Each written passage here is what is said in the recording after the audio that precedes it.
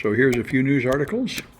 There's quite a lot of things happening. So Pwn to Own is running, which is a very famous Vancouver security conference, and people can win big prizes there by bringing in attacks and taking over machines with 0 days. It is sort of fake. What people do is develop the 0 days months in advance, don't report them, and show up and take over the machines, but it's sort of theatrical, and people win prizes. They usually win whatever machine they hacked. For example, somebody hacked a Tesla and they won the Tesla. So they found 0 days in Tesla, VirtualBox, and Microsoft Teams. All right. I remember some of these exploits, they say, took like 5 or 6 different exploits combined to get in. So they're getting quite sophisticated and complicated. So this is, these guys think it's pretty funny, and maybe it is. The point is, when Obama tried to put in a health plan in America, which the Republicans called Obamacare, most Republican states did not want this. They were completely opposed to the government providing health care to the citizens because they just don't think the government should be doing much of anything. And anyway, there was a huge, just like now, the Republicans had these sort of exaggerated claims that became talking points and became popular on Fox News. And one of the ones they had then was a death panel. They thought that there's going to be a panel of people deciding whether you get care that will save your life or whether they let you die to save money, which of course does happen all over the place. There's a lot of people that need expensive health care and they can't afford it, and then they die. But they wanted to prevent that, so they passed a law in many of these states, Republican states, that the government cannot limit your access to health care. And now, when they try to ban abortion, that law is preventing the abortion ban for the same reason. So it's, I'm sort of glad to see it. And, you know, it shows that it's not so easy to decide whether a law is good or bad. It's complicated. And laws very often have unexpected consequences. This is sort of sleazy but amazing. Peter Thiel is enormously important. He's a billionaire in Silicon Valley. He runs a whole lot of things, and he was also secretly gay. And when he's a huge right-wing conservative, donating tons of money to the Republican Party, to Donald Trump, to anti-gay people like crazy. And he was secretly gay, and a magazine or a website outed him as being gay, and he shut them down completely with a huge lawsuit. But anyway, now he has wild gay parties at his resorts, and he had a kept partner. He's married to someone, but he also had a person on the side that he paid for their house and their car in order to just be sort of his mistress. And that person just committed suicide, to Jeff Thomas. So anyway, it's kind of interesting to read, and it's one of the many mysteries. Even more than Elon Musk, this guy is hard to understand. And everybody cannot understand how he can be so far-right, anti-gay, and also openly, publicly gay. It's a curious situation, but I don't have any special insight into it, but in general, these rich people, all they care about is money. And they push the Republican agenda because it will lower taxes, and that's all that really matters to them.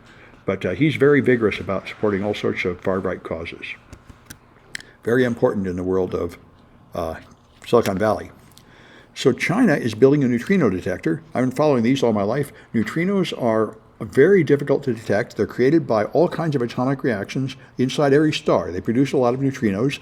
They fly through the whole universe, almost never interacting with anything. They have no charge, and they almost never interact with anything they fly through. They fly right through the Earth without stopping. If you want to catch half the neutrinos, you would need lead 80 light years thick. I remember that from grad school.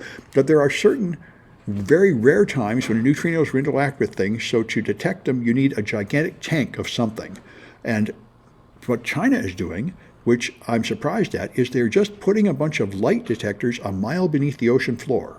So I think they're using the natural ocean water as a neutrino detector, which is surprising. The detectors I know use specially purified water in a salt mine and places like that. But it seems like China is just using natural ocean water.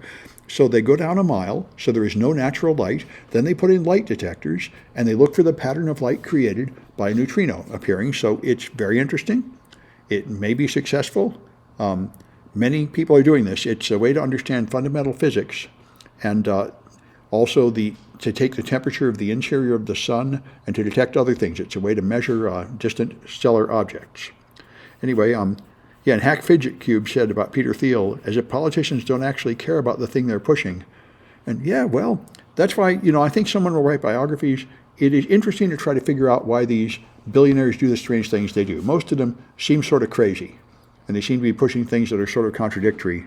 I don't know about Peter Thiel, but there is a biography coming out soon of Elon Musk, a man following him around for months to try to explain what he's doing and why he's doing it. And I think a lot of us would be interested in understanding that. I think China may have done the right thing. You know, about a year ago, China crushed all their billionaires. They got rid of Jack Ma. They shut down the IPOs of major companies. They do not want to have characters like this in China, where one person is as powerful as a whole nation and determines policy. Like, for example, Elon Musk is determining the fate of the war in Ukraine. He donated some network connectivity to them, and then he limited it so they can only use it for this purpose but not that purpose. So he's determining what they can do in Ukraine, which is the kind of thing you think should be up to our military policy, what kind of military stuff we want to support in Ukraine. But it's this one guy whose power is just because he's rich.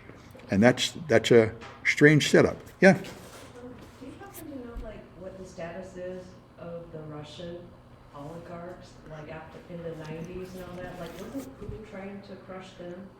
Well, no, my understanding from what I read about the Russian oligarchs is not that Putin crushed them, but he put them all under his control. He's like a mob boss. They have to give him power, and they have to do only what he says, and they have to give him a lot of money.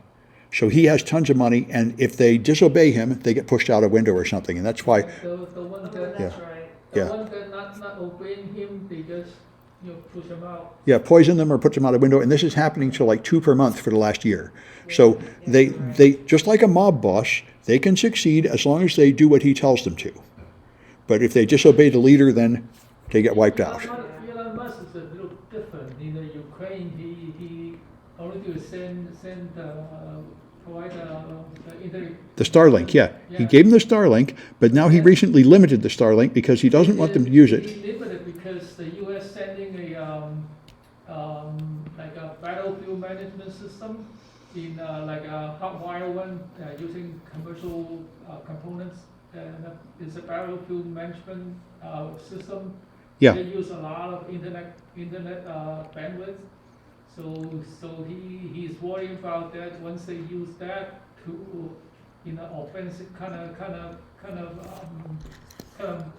actions, then the Russian will try to kick him out or something. So he's trying to worry about that. That's one interpretation, that he's afraid that Russia would retaliate. Another interpretation I've heard is he's afraid that China would retaliate, because he's, of course, very, very dependent on China, like all high tech is, and China is now pretty allied with Russia. So, yeah. And the Elon Musk is he worried about the battlefield system is using a lot of bandwidth, so he's going to be like taking sides in that case. So he Well, yeah. going to do that. Anyway, this is the American system. We have the government, and we have these billionaires who are as powerful as a whole nation, doing whatever they want. It's an interesting system. Yes, he gave it free in the first place. Yes, Sasha in the chat makes a statement. You can argue it shouldn't be up to him. He gave it free in the first place, and so isn't he free to put limits on it? And I guess he is. He gave it up in the first place, but then it's like he saw other companies getting payouts from the government, so he want more. That's right. And then he tried to limit it, but then later on, right now, he's getting EU to pay him. Yeah. He also tried to get pay. Anyway, someone just learned that. No, EU paid him, not the US paid him. Yeah, I know. He tried to get Ukraine to pay him, but then the U.S. government said, So he "Don't do tried that." to get Ukraine to ask the Pentagon to pay. But they didn't do that. Yes, I mean, he certainly is within his legal rights by American law to do this. He can donate, and then he can limit how it's used. That's the interesting thing about our system. Nobody get billions, so he wants some too. So Yeah. you can pay him. Yeah. Anyway, so people said just learned that DJI drones are now considered flying Trojan horses. Yeah, as you get more and more hostile with China, more and more Chinese technology is being discouraged and banned in America. Huawei and all sorts of things, and now apparently TikTok. And a lot of people are worried about the drones too. DJI drone that people find out the Russian bought it and then use it. So Well, yeah. DJI sort of saying that they were not authorized to do that. So they try to get kind of distance from it. So they got sort of embroiled in the war without wanting to. Yeah. Yeah, I think. Because they saw Russia is buying from like AliExpress or something, is online ordering, so Yeah. they just grab it and use it. Yeah, that's the problem. once these wars get going, everybody gets involved, whether you like it or not. That's why, if this war spreads, it could involve everybody. Internet, you can order anything, right? Well, yeah, and it's hard to stay out of it. Anyway, this I didn't know. The San Francisco 911 system has not been working for years. There are standards that all calls should be answered in 15 seconds, and they have never achieved that in years, and it got much worse during COVID because they're understaffed, and then a bunch of the phone answerers refused to take COVID shots, so they got fired, and they've been trying to hire more, and they've been unable to do it. And as you might expect in San Francisco, now that they got money to hire more people, it turns out that just hiring takes 10 months, and then you have to have 10 months of training before you can answer calls. So even though they're hiring them now, it'll be 2 years before they can use them, which is the way things are around here. As you probably know by now from dealing with the college, everything here is snarled up in red tape, so that the simplest thing goes on forever. Remember, there was a guy where there was just a tree growing into the power line, so he just went out and trimmed the tree, and he ended up having to pay a huge fine for that because you were supposed to wait for the official city authorized guy to do it, and if you do it yourself, that's some sort of offense. So, everything here is very snarled up in red tape and bureaucratic. Anyway, MITRE has made a supply chain security prototype, and I wondered if this would be easy to use like the MITRE Enterprise Grid, but it's not. I was hoping I could use it in my classes and stuff, but it's not just a grid of supply chain concerns. It is an online cloud-based app where you have to go run the app and then answer all these questions and feed in your data, and it will calculate a numerical measure of your supply chain risk. So I'm not sure if I can use this or understand it, but anyway, last year they brought out something called the System of Trust, and this year at RSA they're bringing out something called the Risk Model Manager. So they are trying to have some kind of organized measurement of supply chain risk, and MITRE is the leader, I think, in security metrics, which is a fundamental issue. Security is an art and not a science right now because we can't even measure it. And MITRE has been trying to organize security concepts so you can somehow measure your level of security. And this is essential if you're ever going to become a science. You should be able to measure it, and then you should be able to say, well, if you put in this security device, it will go up by this much, and that will lower your chance of getting hacked by that much. We're not there yet, but quantifying these things is a big step forward for the industry, and I'm glad to see MITRE doing these things, although I don't really understand how this thing works in any detail yet. Anyway, let me stop the news recording.